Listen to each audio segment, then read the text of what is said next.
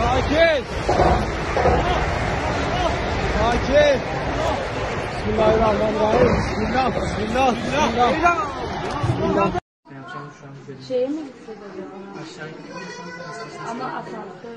asansör denemezsiniz, merdivenlere hiç önemli değil şu anda.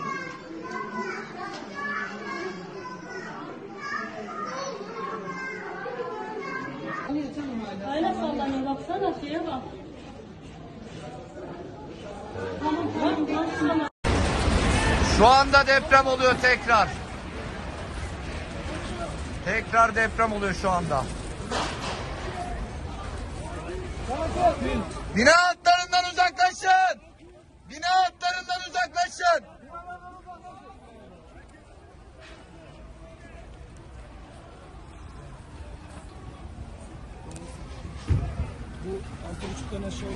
Yok efendim, bu çok yüksek. Çok yüksek bu. Başkanım, bu çok yüksek. Çok yüksek bu. Öyle mi? Çok yüksek, çok.